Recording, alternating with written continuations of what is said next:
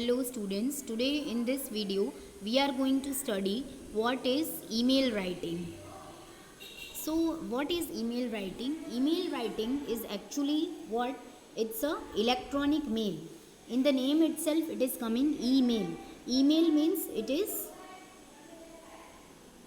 electronic mail. It is what? It is electronic mail. Then it is what has been done in email writing. We are doing what? We are doing exchange of information. Exchange of information is done in email writing, and it is what? It is the exchange of stored communication of computer through telecommunication. Means this is electronic mail which transfers your data from one computer to the other computer. These messages are in the text form. Here we are typing the messages in the messages. Whatever message you have to type in email, that is done in the text form. Okay, that is done in the text form. Then here actually what is done, the data has been sent from one computer through telephone lines and it is stored in the remote computer. मतलब जिसमें भी आपको data भेजना है वहाँ पे वो data चला जाएगा और वो जो भी आपका कंप्यूटर है, जो भी रिमोट कंप्यूटर है, मीन्स जो भी अदर कंप्यूटर है जो आपसे दूर है, वहाँ पे वो डेटा पहुँच जाएगा. So it is transferred through the telephone lines. While reading an email, we must bear in mind that the messages sent are clear, concise and to the point. Here the messages, whatever message आप भेज रहे हो, वो messages कैसे होने चाहिए? Messages should be clear, concise and precise. Fine.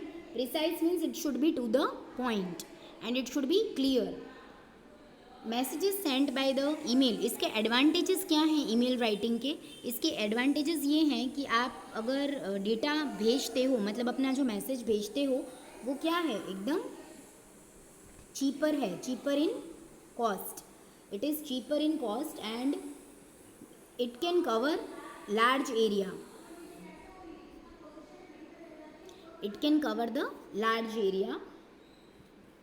Means you can type so much long, you can type a long message, you can cover a large area and you can send it to the other company and they are cheaper in rate. It is, and the third thing is its speed. Okay, आपने भेजा और तुरंत ही 1-2 minute में वो जो message है वो second computer में जिसको आपको भेजना है उसमें ट्रांसफ़र हो जाएगा. You can send or respond to the messages or send and receive entire documents in seconds. आप विद इन सेकंड्स यहाँ से वहाँ कोई भी डॉक्यूमेंट आपको ट्रांसफ़र करना है तो आप ट्रांसफ़र कर सकते हो. एंड ईमेल जो है वो एक्चुअली में, सो ये तो हमने देख लिए, इसके ये हमने क्या देखे, एडवांटेजेस. अब हम देखेंगे ईमेल जो है, email is divided into two parts. It has been divided into two parts. The first part is known as address and the second is message. Address में आपको क्या लिखना होगा, ईमेल जो है उसके एड्रेस में आपको क्या लिखना होगा, एड्रेस में जिसको आपको भेजना है उसका एड्रेस लिखना होगा. Fine. With the help of address a message can be send to the proper person. जिसको भी भेजना है उसका एड्रेस लिखेंगे और इससे क्या होगा, जिसको भी आपको मैसेज भेजना है उस पर्टिकुलर पर्सन को मैसेज पहुंच जाएगा. और मैसेज में हम क्या लिखेंगे, मतलब जो भी आपका बॉडी पार्ट, जो भी टेक्स्ट पार्ट होगा, जो भी आपको लिखना है मैसेज, यानी आपका जो भी कोर पार्ट होगा वो आपका मैसेज हो जाएगा. Formalities such as salutation and subscription can be avoided. आपका जो डियर वगैरह आप लिखते हो और सैल्यूटेशंस वगैरह लगाते हो वो आप अवॉइड भी कर सकते हो. Fine. So this is all about the points which you have to take care while writing, while creating a email. Now let us see some of the specimens of how to write an email, which can help you get the understanding better. See, here are some specimens of email writing. Emails actually consist of two types. Again, email writing is of two types. Okay, one is formal email and other one is informal email writing. There are two types of email writing, formal and informal. We will see the specimens for both these type. Let us first of all see about the informal emails. Informal emails, the example is write an email to your friend describing him your new house and new neighbors. आपको email लिखना है अपने friend को और उसमें क्या describe करना है, अपने हाउस के बारे में और अपने नेबर्स के बारे में. तो देखो यहाँ पे सबसे पहले हम क्या लिखेंगे, एड्रेस लिखेंगे from, that is Ashok 14 from this you can okay, this you can keep it according to you. आपको जहाँ पे भी आपका जो एड्रेस है वो आएगा यहाँ पे. फ्रॉम का मतलब आप भेज रहे हो तो वो आपका एड्रेस आएगा. एंड टू में किसका एड्रेस आ जाएगा, जो सामने जिसको भेजना है उसका एड्रेस आ जाएगा. Subject new house new neighbours. तो ये सब्जेक्ट है, यहाँ पे आपको क्या लिखना है, new house new. Then you have to start like this, my dear Vijay. Okay, जैसे आपका फ्रेंड का नाम क्या है, विजय है, तो आप विजय लिखोगे. Let us read this so that you can get the idea of how to write down the email. You will be happy to know that we have purchased a new house in a posh colony of Ahmedabad. It is in Bhopal. ठीक है, सबसे पहले तो आप क्या clear करोगे, ये जो ईमेल आप लिख रहे हो वो अपने न्यू हाउस के लिए लिख रहे हो, तो आप अपना न्यू हाउस बताओगे कि आपने कहाँ पे लिया है new house. It is in Bhopal, it is in Bhopal in the posh colony of Ahmedabad. Sorry, Bhopal नहीं, Bhopal. Okay, Bhopal is actually an area in the Ahmedabad. Ahmedabad में एक भोपाल एरिया है, वहाँ पे आपने घर लिया है. आपका जो नया हाउस है वो आपने परचेज़ करा है. The place is extremely calm, quiet and serene. जो प्लेस है वो काफ़ी काम एंड क्वाइट है, peaceful place. The streets are quite wide and spacious. The house itself is situated on a nice plot of land. तो आपने पूरा अपना घर का यहाँ पे डिस्क्रिप्शन देना है कि how is the surroundings and what is the area, how it looks. So we are describing the house, infrastructure we are describing. The house itself is situated on a nice plot of land. It is a corner plot. आपने बता दिया corner plot है. It is quite advantageous. It opens on all the three sides. Fine. So this is all about the house description. It is a double storied house. फिर आपने बताया it's a double storied. There are 3 rooms in front portion and 3 in the rear. Rear means back portion. It is airy and well ventilated. There are marble floorings. और फिर आपने ये बताया कि उसमें क्या है, मार्बल फ्लोरिंग्स हैं. The walls are painted very beautifully. Then you have, जो वॉल्स हैं वो कैसी हैं, एकदम ब्यूटीफुली पेंट करा गया है. The pride of the house is it's kitchen and bathroom.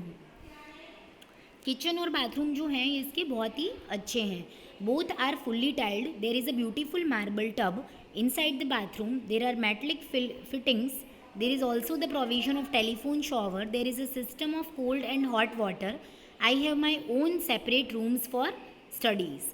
तो यहाँ पे देखो हमने क्या करा है, किचन और बाथरूम के बारे में भी डिस्क्रिप्शन दिया कि वो टाइल्ड है, मतलब पूरा टाइल्स लगी हुई है वहाँ पे, और मेटलिक फिटिंग्स भी हैं उसके अंदर, बाथरूम के अंदर. And telephone shower, there is also the provision of telephone shower. There is a system of cold and hot water. मतलब पूरा टेक्निकली अच्छे से ये वर्किंग कंडीशन में है. I have my own separate room for studies. This also you have described that I have my own room. And then this is all about the, you can see here, okay, 3 paragraphs they have covered for the description of the house. And now we are describing what? We are describing about the neighbors. क्योंकि यहाँ पे हमें बोला था कि neighbours के बारे में भी डिस्क्राइब करना है, तो नेबर्स के बारे में डिस्क्राइब करेंगे. Our new neighbours are very nice people. On the right of our house is mister Juneja. He is a post graduate teacher teaching mathematics. Fine. तो बता दिया कि राइट साइड में कौन है, मिस्टर जुनेजा हैं, उनका प्रोफेशन भी बताया. Quite a large number of students come for guidance. These groups of boy and girls talk highly of his ability and hard work. Fine. फिर आपने quite a large number of students come to him for guidance, उनके बारे में बताया कि वो maths पढ़ाते हैं और काफ़ी बच्चे जो हैं वो उनके पास मैथ्स पढ़ने जाते हैं. This group of boys and girls talk highly of his ability and hard work. And okay, उनके बारे में अप्रिसिएशन बताया है कि जो बच्चे हैं वो क्या करते हैं, उनके हार्डवर्क और उनकी एबिलिटी की बहुत तारीफ़ करते हैं. On the left is mister Dang an officer in NBCC. Fine. और लेफ्ट साइड में कौन है, उनका नाम बताया, उनका प्रोफेशन बताया, ही इज़, और उनकी जो क्वालिटीज़ हैं वो बताई हमने. ही इज़, उनका नेचर कैसा है, polite, courteous and gentle. Fine. So this was all about this. 3 paragraphs consist of house description. 1 paragraph is of neighbor description. I invite you and your parents to visit our new house. Yours sincerely Ashok. Okay. आपका जो भी नाम होगा वो यहाँ पे आएगा. So who is writing this email? Ashok is writing the email. तो उसका email जिसको भेजना है उसका email लिख दिया हमने, subject लिख दिया, उसके बाद हमने पूरा यहाँ पे description लिख दिया. And then yours sincerely, your name will be coming here. So lastly आपने क्या करा, invite कर दिया. Okay, so this was all about the informal email, how to write down the informal email. Now let us look for one example of the formal email. See, this is the specimen of formal email. Formal email. Informal emails देखो क्या होते हैं, उसमें आप थोड़ा अपने हिसाब से लिख सकते हो, लेकिन फॉर्मल ईमेल्स जो होते हैं वो आपके प्रोफेशनल ईमेल्स होते हैं, बिजनेस ईमेल्स होते हैं. फाइन. तो उसमें आप एक पर्टिकुलर लैंग्वेज का ही यूज़ कर सकते हो, उसमें आप हाय वगैरह है और नॉर्मल लैंग्वेजेस का यूज़ नहीं कर सकते हो. It should be formal language. See the specimen which is given. Write an email to the editor of the Indian Express in about 100 words on the issue of the indiscriminate cutting of trees. यहाँ पे आपको editor को email लिखना है, उनको value समझाते हुए कि ट्रीज़ की वैल्यू क्या है. ओके. एंड हमें जो ट्रीज़ है उनका कट स्टॉप करना चाहिए या उसे कम करना चाहिए.